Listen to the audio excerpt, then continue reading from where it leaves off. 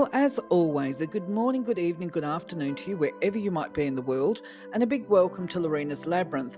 Of course, I do hope, it's been that time of the year, the holiday, the Christmas period, and I do hope that you've had a peaceful and blessed break. And of course, some of you might still be on break because we're coming into the New Year celebrations. Now, just a thumbs up if you're new to the channel. Obviously, before I get into the video content, I want to acknowledge and thank those people that are watching the video for joining me and for being part of my journey. And as always, returning visitors, I welcome you, I thank you, I appreciate you and your support over the last 12 months and more. And also to the newbies to the channel. Now, if you're not aware of it, I do put timing chapters into the description of the video because I tend to go on a waffle from time to time. And I think it's very helpful for you to be able to see what you want to listen to, I guess, what you're interested in. Some people are interested to a bit of a waffle at the best of times. Some people aren't. They just want to get straight into the content, and that's fine. So the timing, the chapter timing actually helps you to get where you want to go. Now, the other thing too, before I get into today's video, is of course, remind people it'd be very helpful if you did subscribe to the channel. You know this, if you watch the YouTube channels, everybody's plugging it, please subscribe. And I mean, I guess the same thing for me too, but what is more important to me is that I get feedback and comments from you guys, even if it's a say g'day, and how you're going and that kind of stuff, or what's happening, or just let me know your thoughts around some of the content matter that I raise. Now, this is our final yarning video for the year, so I've got a little bit to be talking about, especially coming into 2025. But I also want to remind people, if you are a subscriber to the channel, I do put out a lot of videos, so I'm aware you don't want to be getting spammed out with notifications. So of course that's optional. You can click that little bell to get notified. If you don't like all the videos and being informed of it and having it come up saying, Anna's loaded another video, then just uncheck the bell and you should be right. Now, of course, what would life be if it wasn't cyclical with lots of ups and downs? So we're going to be talking a little bit about that today because, well, the Christmas period can actually be really challenging for some people, including me, actually. And of course, before I start talking about the content for today, just a reminder, I'm putting this at the beginning rather than at the end today. We've got a number of different playlists. And for those that are new to the channel, I am a social worker. I do have an Australian Bachelor of Social Work degree, and I also am an undergraduate of a Masters of Counselling. So a lot of my initial content that I loaded on the channel was to do with the evidence-based self-help stuff, because I believe that's actually really important, especially based on my training, to give you the logical and rational foundations so that you can safely develop, not that you can't safely develop your metaphysical aspects, but let's just say I am aware, because of my training, that if people are psychologically unstable, they can really, as they start to open up to their metaphysical and psychic gifts and that kind of thing, they can actually compound mental illness. So having the evidence-based stuff there is really good foundations as a fallback as they do their spiritual growth and development. At the moment, of course, my attention is focused primarily on the Crystal Magic playlist because the other ones have been up there for a while, but that doesn't mean to say that I'm not going to revert to adding new content to those channels upon request, or those playlists rather. So when I created this playlist of Sunday yarning, it's actually the Chitter Chatter. Yarning is more of a colloquial word for Australians, which is, have a chit chat, have a yarn, talk it up if you like, people talking back and forth to each other, but it's not necessarily understood as yarning throughout the world, and I've realised that now that I've created the list, but whatever. Generally the Sunday yarning is actually having a bit of a chitter chatter where I share with you some of my personal experiences, and I encourage and invite you to talk about yours or put some comments up, and within that, this sharing of experience, the idea is that I can actually give you some strategy and technique that I draw upon as well to maintain health and well-being, especially on a spiritual level. And, so this is the underlying aim. Now, I would imagine that most people that are watching this video are actually hoping to be able to develop their, if not their psychic gifts, their intuition, okay? And intuition is part of it. And in fact, if we get really good at intuition, it becomes that what is referred to as claircognizance, this clear knowing. We might not get visions and we might not hear voices and all of this kind of thing, but we will intuitively know when we're getting a message from our guides. And that's basically what this particular slide is focused on, is to give you an example of how it works for me. And it works in a multitude of ways. Actually, this is just one of them. This is just something that has happened over the last couple of days. So I would imagine, and I'd like to think that people are going to try and develop theirs over 2025 if they haven't actually started, or that they might perhaps take on board some tips here and continue to try and cultivate those gifts. So I have mentioned it in the past in previous videos that one of the ways I actually get messages from spirit, particularly when it pertains to myself, is actually through songs and song lyrics. And this is because, as with many people that have got psychic gifts, we tend to be able to draw upon them to give messages to other people. But when it comes to ourselves, because of the fact that we are human, we have emotions, we have feelings, we have fears, we have to work through them to be able to proceed with our spiritual journey, I guess. But when it comes to the listening to our own inner guidance, we too will doubt whether or not the messages we're getting a lot of the time. I'm speaking for myself, of course. And I have been doing this stuff now for well over 20 years, 25 actually this year, where I've been consciously working on my gifts and my energy level. And this is part of the whole journey, I guess, to mastery, is that because we're humans, we have experiences that do raise emotions, and then it's about harnessing those emotions, at least filtering them and not reacting. And sometimes what I have found, because I've had such a particularly, I don't want to waffle on about my experiences, but let's just say I've had a particularly challenging life with lots and lots of extremes, shall we say, of ups and downs. And so I can start to fret at different times when things catch me unawares, shall we say. I'm a believer. I often turn around and say, we can cope with what we know. It's the unknown that has the potential to really destabilize us. So generally speaking, the challenges that I get have actually been quite large and have come out of nowhere at different times. And so they've been quite confrontational. They've really, at different times through my life path, destabilized my personal equilibrium, shall we say. And then I've had to work really hard to actually get that emotional balance back in, and to be able to focus on task, and to be able to pursue whatever goals it is that I'm doing.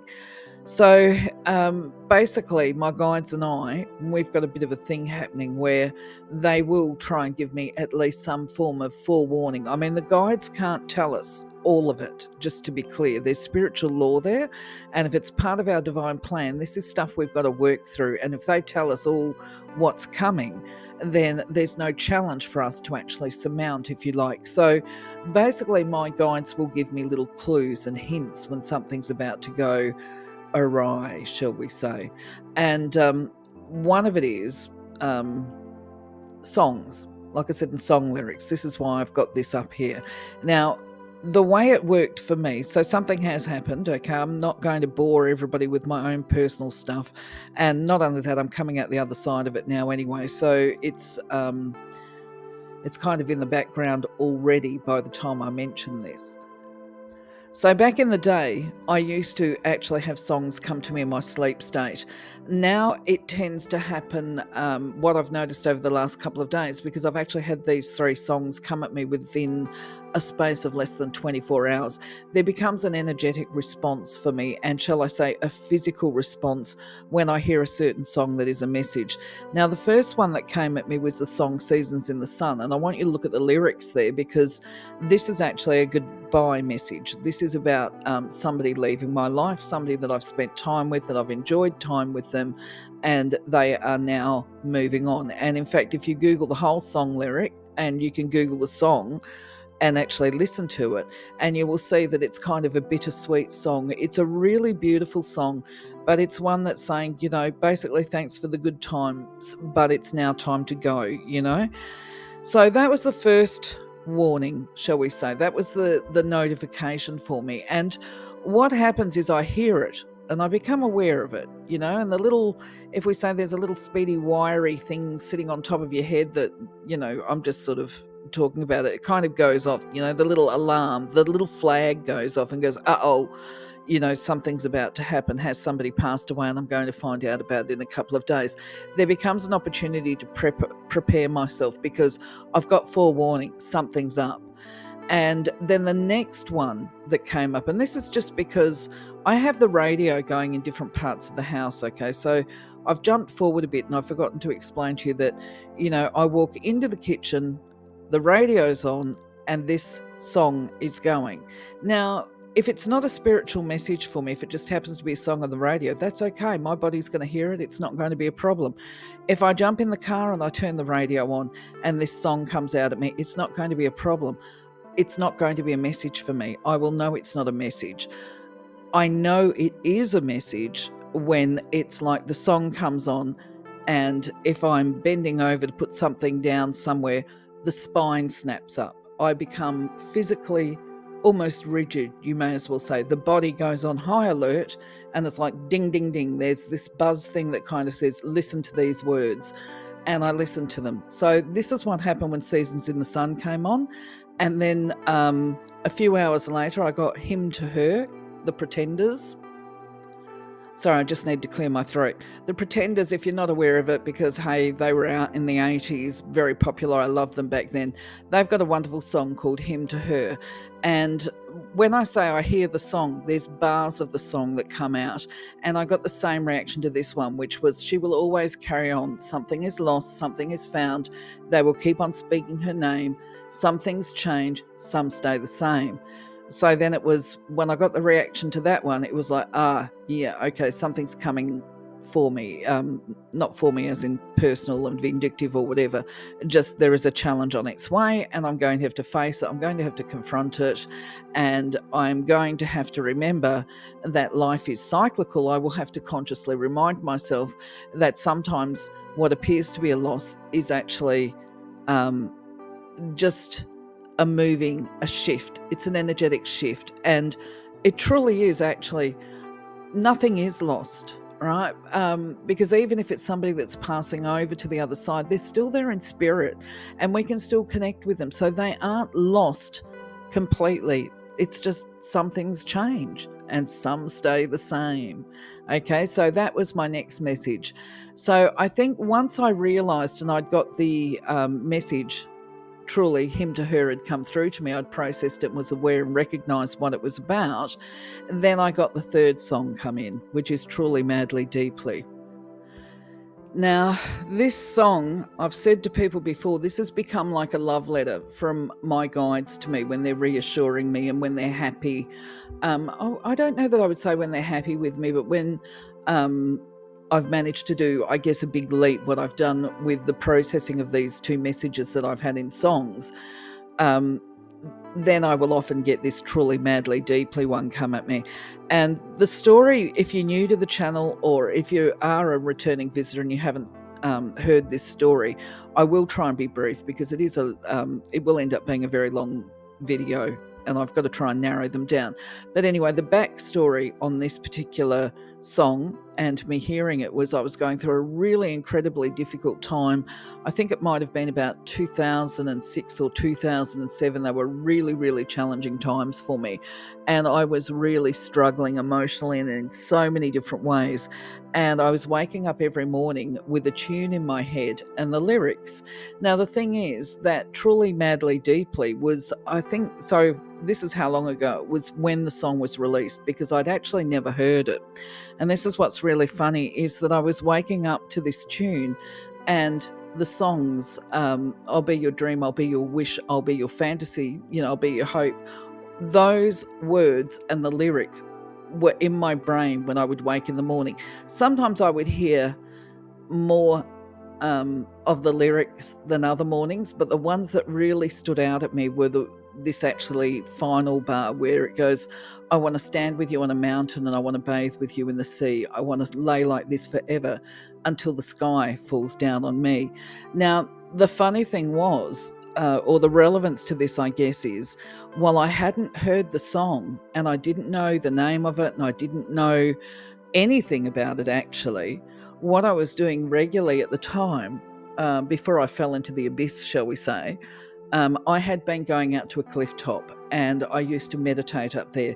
So it was, we don't have a lot of mountains per se in Western Australia. It was a little town down Margaret River way, but it had a backdrop. So there was the hilly backdrop, the cliff top, the cliff face. I used to sit out there, meditate, and commune with nature and meditate, try and foster on my connection to the Creator.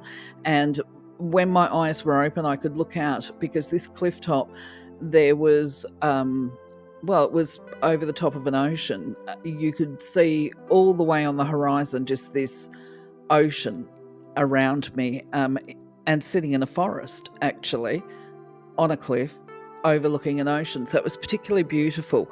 And anyway, I've gone down that warren as I do. But where I'm going with this is I had stopped doing it. So when I was having this song, because I was being a bit miserable and feeling sorry for myself, so I don't think I'd done it for a couple of months before I started hearing this song, and it was every morning for a week, and it was starting to drive me a bit bats. And then one day I went up the shops and this song just blared out, stopped me dead in my tracks. I turned around and I said to the shop assistant, "What is the name of this song and who sings it?" And the guy told me he couldn't remember the name of the song, but it was by a band called Savage Garden. So I thought, okay, well, I'll go home and I will Google the song lyrics. And I can honestly say that when I read all of the song lyrics, it actually brought me to tears. So once again, I had a little bit of an inner weep when I got this message. It's great, really. I love it. So I just want to remind you guys, so the point of this, me sharing this with you, is how it works for me. For you, it might be a bit different, and I would love to hear your experiences. But if you've never had these as experiences, it would be really interesting if you actually decided to try and make this a form of communication between you and your spirit guides over the next 12 months and let us know how it goes for you. So the next strategy is one I learned, I think it must have been, no, it wasn't year 2000, probably about 2003. And it was when I was trying to consciously, as I say, consciously work on developing my intuition and gifts. And there is more than hearing songs as far as intuition goes. In fact, there's many more ways than this. This is just a couple of them. But one of the first really easy ones to do, and I was taught this by a guy. Actually, no, he fine-tuned it a bit further. Okay, so the first thing was when I needed to access information, if I was ready to develop my knowledge and understanding of spiritual process and all the rest of it, what I would do, I would actually invoke my guides and angels, or my angels and guides, before I went into a bookstore. This is back in the days when we used to go into a bookstore and not have a Kindle. And I would then walk up to the bookshelves. Basically, the idea was, it was like Lucky Dip with the books though. And I would just close my eyes and allow my hand to be drawn to a book, and then I would purchase that book, usually just the one, go home and read it, and from there I would develop more information and understanding. And quite often the book that I would reach out to would actually be one that directly answered some of the questions I was asking about the universe at the time. But the strategy that I learned and was given by a gentleman was actually more than just going into a bookshop and getting a spiritual book. What he did was, he said to me, if you've got a question, you just phrase it to your guides, and if you've got a book there, there's different ways you can develop this for yourself. You might just pick up a book that happens to be sitting by the table. It could be any type of book, right? So as I said, I'm a social worker. It could be one of my social work journals or whatever, but any old book, and you could say, right, to your guides, guide me to somewhere, a passage in this book that tells me what I need to know for right now. Okay. And basically, you can fine tune it. You could put that out there and write down the page number. Perhaps you go to page 19 and this will just be a thought at the back of your head, go to page 19, paragraph 1, sentence 2. And so you do that, you open the book up and you find that sentence. And if it's not a piece of guidance per se, it is a sentence to reflect upon. It's going to have some kind of meaning there for you. And you can basically, you can just try it out. You know what I mean? Just try it out and see how it works and let me know whether or not you found benefit out of it, because sometimes what looks like a really simple sentence can actually be read in a number of different ways. It's got more than one meaning to it. And then other times it's a very clear message. If you were looking for a specific answer, should I, shouldn't I, yes, no, or whatever, it may actually be a sentence that answers that. And another point of interest, well, interest for me it was, I don't know if it's interesting to you, I decided to keep this slide in and talk about personal relationships and boundaries, just boundaries in general, because we don't have to have a personal relationship to need to be mindful of our boundaries. And a lot of the time we cross people's boundaries because we don't realise that they've got different ones to us. Now, what brought this to my attention, and I think you will agree, you don't see it so much in the photos. Look, I'm not a huge, I do refer back to the royal family, but this is because they're public figures and we see a lot of content on social media and everywhere actually about them. So what happened was I went over and I watched their a 10-minute video where they were walking up to the church to go and have their Sunday service for Christmas, or their Christmas service. And I can honestly say my jaw actually hit the floor, because I was watching not just some of the royal family, but primarily Princess Catherine, because it would appear that the public is completely and utterly besotted by her. And if we didn't know that before we watched this video, it's very apparent when she's walking through the crowds. And I was thinking to myself, there is no way on the old saying, God's green earth, that I would want to be a member of the royal family, based on the fact that people just do not respect the boundaries. And there are some people that are quite comfortable having their personal body space invaded. Other people, such as myself, we're not, okay? I'm not comfortable with it. And the first thing, so to put this into perspective before I go down the pathway of what I observed, is for you to understand personal space. This actually goes back to my social work training, which this is your comfort zone. It's your personal comfort zone. It's evidence-based. Everybody's got one. When somebody steps into our personal space, it feels very uncomfortable, and the normal process is that if they come in too close, we will actually step back from them, and it's an automatic reflex as we put a little bit more distance between us. Anyway, that space is generally about 1.5 meters around our body. So what you could do as an example is get basically get a rope, a skipping rope or something like that, or a piece of chalk, and draw a circle that's got a 3 meter diameter. Now, what's 3 meters in? About 9 foot, okay? That's kind of the regular comfort zone with people that you don't know. With people that you do know, they can come in closer to about 1 meter, which is about 3 foot. And obviously, once you're getting closer than that, you're stepping into intimate personal space. And that can be extremely uncomfortable if a stranger comes into it. But we've all got variations on what is our personal space and what's our comfort zone. So when you do this activity, and you can do it with your best mate, it doesn't have to be a stranger, but you just put yourself in the middle of a circle that's 3 meters diameter, shall we say, and you're standing in the middle of it, and your friend is on the other side of the line, right? This circle, they're outside of the circle. You ask them to take a step forward and to step into that space, and then you pay attention to your body. Is there anything that changes there? What's your comfort levels? Are you comfortable with that? And then you ask them to step in another step forward until you are uncomfortable, until you recognize the discomfort in your own body.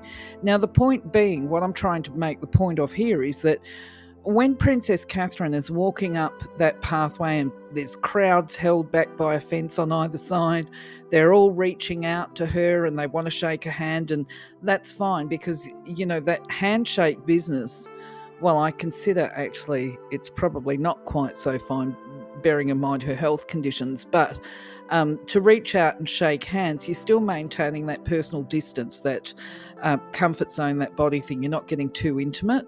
But what I observed was that people are actually not only shaking her hand, they're putting their hands out, they're touching her, they're stroking her. Sometimes they're leaning in, sometimes they're kissing her on the cheek and all the rest of it. And what I thought was, she doesn't even know those people. How comfortable must she be in those scenarios? And I don't think particularly comfortable. It just would not be humanly possible to feel comfortable having all these strangers leaning forward and kissing you on your cheek or reaching in for a hug. Now, I want to put this into perspective because I know a lot of people do comparisons between Princess Catherine and Meghan Markle. I need to clear my throat. Sorry, it's one of those nights. Um, anyway, Meghan Markle, obviously, she can walk those crowds as well. And there's pictures of her where she actually will go to people. She gravitates to people and she wants to give them a hug and all the rest of it. Well, that's her free will and her choice, okay? She is walking towards those people to give them a hug. When you walk over to shake somebody's hand and you end up being pulled into a hug, that's different. And I have to wonder, in all honesty, how Princess Catherine must feel at the end of the day after she's done those walks. Because from my perspective, thinking about it, and I just obviously overthink things sometimes, but I did think to myself, how many hands is she shaking where somebody's just finished scratching their backside or picking their nose or perhaps coughed into their hand or something like that? And thank God she wouldn't be seeing that. But the point is, she's shaking hands. Now, we're talking about germ transference.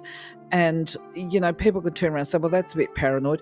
Well, I don't think after COVID that it is paranoid to be thinking we need to be a little bit selective about where we shake our hands and all the rest of it and who we're shaking them with. And bearing in mind that the Queen apparently always used to wear gloves when she would go on these walks because she must have been more aware of it. That there is this risk of germ transference. And my thoughts actually at the end of the day was, how would you feel if you were one of those people that was reaching out and grasping at her and wanting to lean in and give her a kiss, bearing in mind the woman is the princess is overcoming cancer and chemotherapy and all of this kind of thing. So she's going to have a reduced immunity. If she picks up a bug, it could have quite a dire effect on her or the king. And this is because people want to be touching her. I sort of think, that's a bit of a boundary issue, actually, all round. And I think it puts Princess Catherine into a very difficult position to be able to turn around and say no to people because there's this expectation that she will actually allow them to do it. And I think she's quite gracious in the fact that she doesn't make a scene.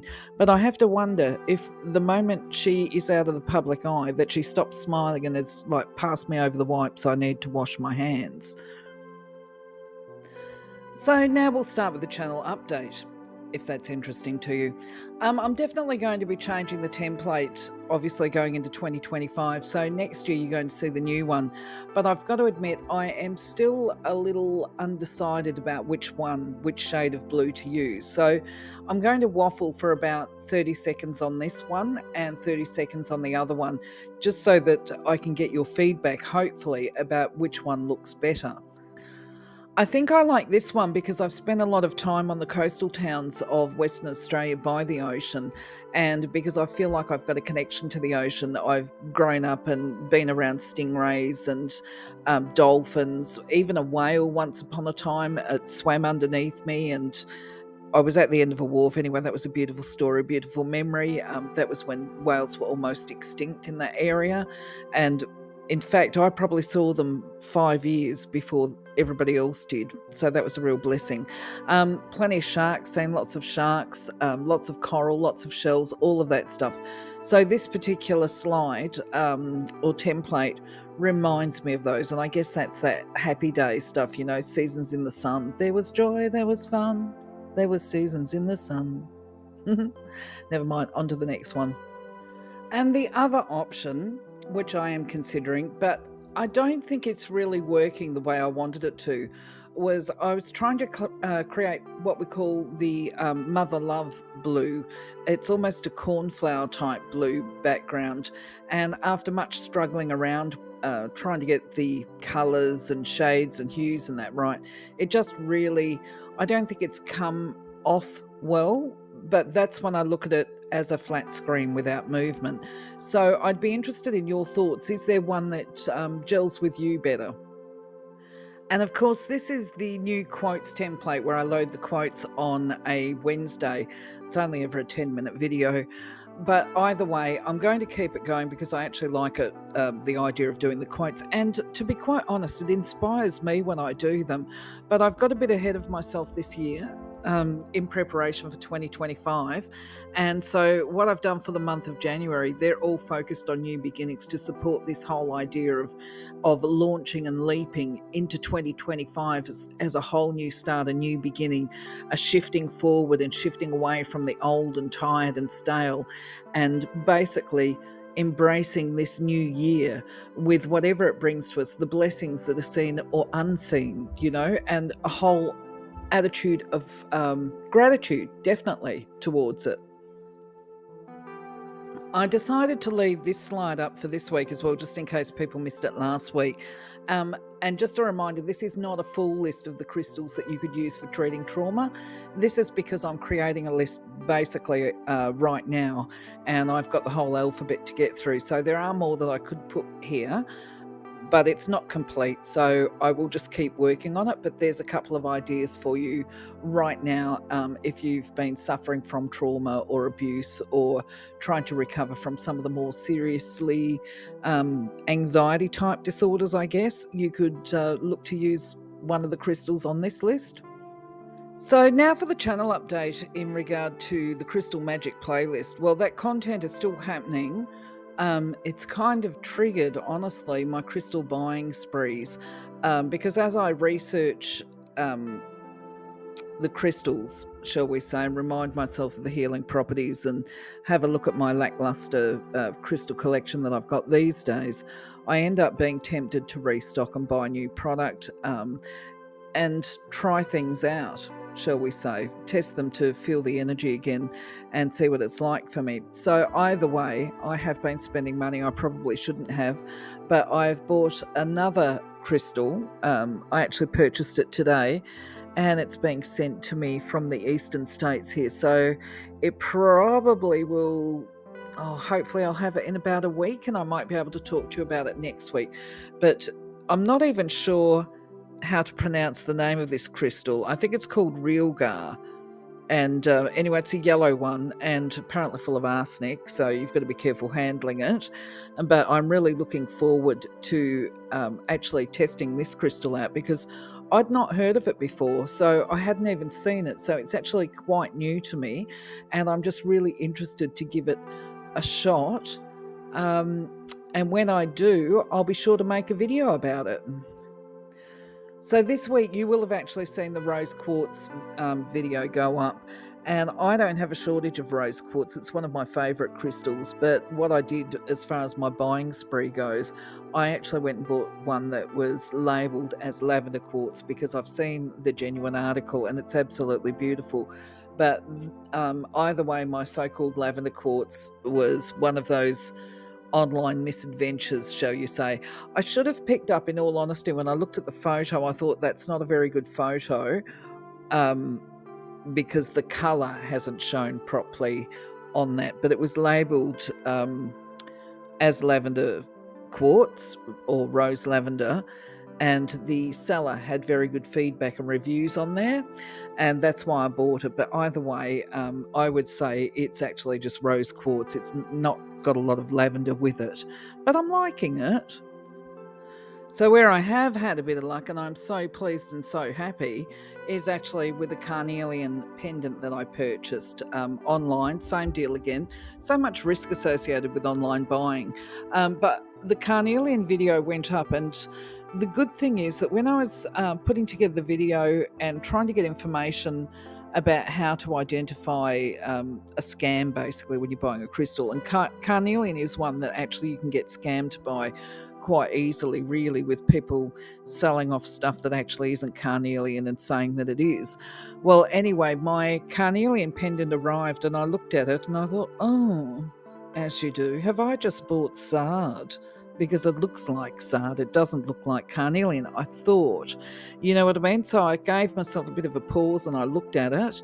And I thought, no, I don't think it is sard, because sard is much browner than carnelian, because you can get some reddy brown carnelian as well. And I thought, I think it is the red brown. It looks just a little bit too red to be sard. So then I thought, I remembered when I was doing my research on the video, hold it up to the light. So, of course, beautiful day here, full of sunshine. So I took it out the front and I held it up to the sun. And it is amazing. It has got wonderful transparency. And although it's got this red-brown finish to it, when you hold it up to the sun, this is where you see all this beautiful orange colour coming through. So I'm very, very happy with that investment. And of course, the moment I realised, oh, yay, as you do, I've run and put it on my selenite slab to charge it up and to clear it and cleanse it and that kind of thing. And so actually I'm now currently wearing it. So I'm really, really pleased about that. That was a win.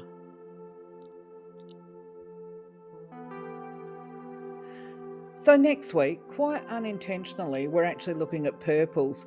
I'm loading Charoite. That will go up on Tuesday, as I put my finger over my mouth and interrupt my own speech.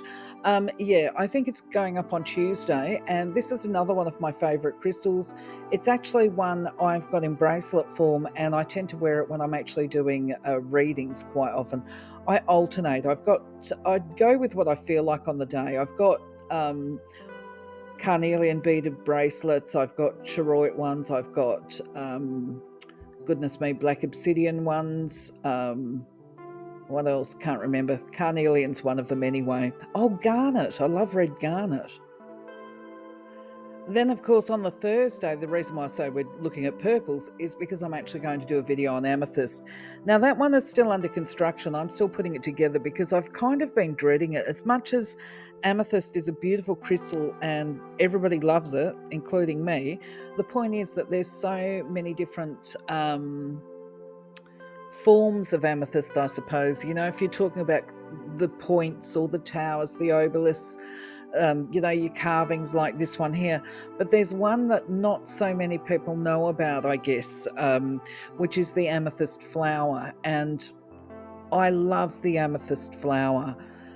It doesn't look like this, okay? It doesn't look anything like this. But what I did observe, and I will address this in the amethyst video, is there's a lot of scammy looking amethyst flower out there. And if it's not scammy, some of it definitely is. They're brutalizing these amethyst flowers. I just do not understand how it almost feels sacrilegious to me to see what people are doing to crystals, thinking that they're going to get more money out of the actual crystal. I just think we should all stop buying those type of products, but I'll save that for the video on amethyst. So just a reminder, if you're taking on board the idea of putting together some form of ceremony as part of focusing your intention to manifest over 2025, that basically the idea is to get in before New Year's Day. It's never going to be a really big problem if you do it on New Year's Day. Just rule of thumb for me is I try and do it by New Year's Eve. And in fact, I will definitely try and do it on New Year's Eve as well. That doesn't mean that you have to be doing it at midnight or before midnight or whatever. You could be doing it, at 9 a.m. in the morning if you've got a big day ahead of you. But just remember, when you're doing your ceremony and you're trying to manifest and you're focusing your attention, the idea is to put your energy onto the positives of life that you want to create, and to remember that you can't control other people. You can only control your reactions and responses and the direction you take for your life path based on your own choices and values. They're going to drive your life journey, and it's never too late to change. Remember that. or to start afresh. And if that involves saying goodbye, it's going to happen in the divine way, that whole undergrace in the divine way. And the other thing too, just remember, sometimes on the path of life, we do go different paths. We might shift away from our friends or family or whatever, but that doesn't mean to say it's a door slam. It just means that going a different direction for a little while. There's a fork in the road, and you might meet up again further down the track. It all just depends on what's happening. And the bottom line is too, if they're not healthy relationships, if they're leaving you feeling inadequate, um, I don't want to make it sound like I'm blaming that we should blame other people for how we feel, but if the relationship is at a point where we feel inadequate and we don't feel that we're able to get a handle on our emotions, shall we say, within the current situation, we might need to step back, not to step away from them, right? Because we're not going to blame them for how we feel, but we might need to step back and develop strategy, technique, perhaps a bit of emotional maturity. Maybe we're being oversensitive. But at the end of the day, we have to make ourselves healthy so that we can interact with all people in non-judgmental ways. And that goes for them as well. We can't dictate how they live, think, behave, or whatever. That's up to them, right? And, you know, it might take a little while, it might take a longer time before everybody's got the emotional maturity and the emotional intelligence to be able to meet together again and start a new healthy relationship together. Just some food for consideration when you're focusing your intention. So I'm going to whip through the angel content because I've left that up once again because you might have missed it in the other one, but just because actually I think a reminder is helpful. When you do any form of ritual, blessing, invocation, whether it's calling upon your spirit guides or the angels, you always follow up, or the best advice is follow up with gratitude. Now, if you're like me and sometimes you forget to say gratitude after the event, say gratitude in advance for blessings that are on their way to you or whatever. Other times, like I'm attempting to manifest at the moment, so I will always say the thank you in advance. Just in case I forget, put that in. I get busy and get distracted. But the moment I see my blessing, I try and remind myself to say thank you as well. And I'm going to be making a concerted effort over the next 12 months to be a lot more grateful and appreciative of my blessings. And Archangel Michael, of course, he is a protector, and you would call upon him if you're going to, or if you feel the need to cut the cords on people where these relationships are unhealthy. You could invoke him for his assistance there. The other thing too is if you're traveling over the holiday period or you need to go anywhere, you can always call upon him, but there is an activity you can do too, which is if you're in a car, for example, pop your car in a bubble of blue light, sapphire blue, and once again say thank you for the protection. And if the holiday period has been a bit unsettling for you and you're struggling to maintain your emotional equilibrium, of course, Archangel Uriel is somebody that you could call upon to invoke. And just a reminder, you don't need to believe in angels to give it a go, because I suspect it's to do with universal law. Once you call, they will definitely respond. So you could call at least for some kind of emotional support while you undergo the challenges that you're going through. And then just monitor your own feelings, your own comfort levels. Of course, your 2025 annual forecast is loaded. So, just a reminder about that if you want to go and check it out. And feel free to give me some feedback on it. Make a comment. I'm more than happy to receive any feedback, actually, positive, negative, whatever. It's all information that I can assess as to how I develop and go ahead with the numbers and my interpretation of the numbers. So, coming soon, I will be doing the offers of the free tarot readings. Now, my plans are not to be doing free tarot readings all day, every day. I mean, I have done that in the past and I've got no intention of doing that going forward. But what I do intend to do is offer free readings on a regular basis.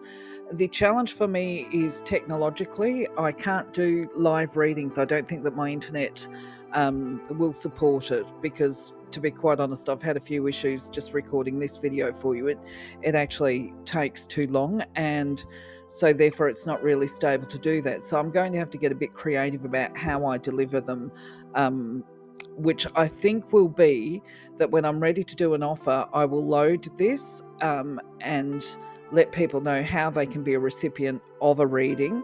And then I will have to do a second video where I actually put the readings up. Now, if you're unfamiliar with the way this works, this is something I did on Facebook for a long time. And once again, it wasn't delivered live because I didn't have capacity to do that. And I will check out to see if they do faceless lives on Facebook as well, see if technology has changed over there. And if they do, I might offer them over there as well. But the way it works is I will put up a video on how to do it, which is don't give me information. When I load this up, it will be along the lines of you need to be a member of the channel, not a member because I don't have membership. You need to be subscribed to the channel to be a recipient. You do not ask or give me a lot of information. You basically, it's like sitting there. This is the way I prefer it. I prefer not to know anything about the person that I'm reading for, and I like it to be anonymous, because that way I can be honest with what I see. In the past, for example, one lady, I started doing a reading on the wall. So while it wasn't a live reading per se, it actually kind of was. It was in a group situation, so there was a level of privacy. The lady put up her question and that she wanted a reading, and I started pulling the cards out, and very clearly I started to see some family frictions, and I started putting up what I was seeing and getting from the cards, and I got a message from her behind the wall as I was typing. It was lucky that I looked at it, because she turned around, she said to me, "Oh my goodness me, please just be very careful, because the person that you're talking about is in the group. It will add to the friction." I was like, "Oh, thank you for telling me. Okay, so you've just validated that I'm on track with this." So that will be along the lines of how I will deliver them on YouTube as well. If I have to do, and I think this will be what it is, I will put the offer up. I will then close comments off, because otherwise I could end up with 100 requests, and I will cut them off when I've got my 5. I'll tag people and say, keep your eye out. It will be loaded within 24 hours. And then I will do a longer video like this, but I will tag people to it. I will put down, this is for reader, this is for the request such and such, or I'll have some method of doing it where you can find your reading response. Okay. Anyway, that's coming soon. I've just got to work out how to do it. So, my friends, this video has got far longer than what I ever envisioned. So I just want to say, look, thank you very much for being part of my journey. I so appreciate if you've made it this far. I wish you all the very best. I look forward to catching up with you in 2025 on the yarning session. And I invite you to leave your thoughts, your comments, whatever. Take care, my friends. Have a blessed week. Stay safe.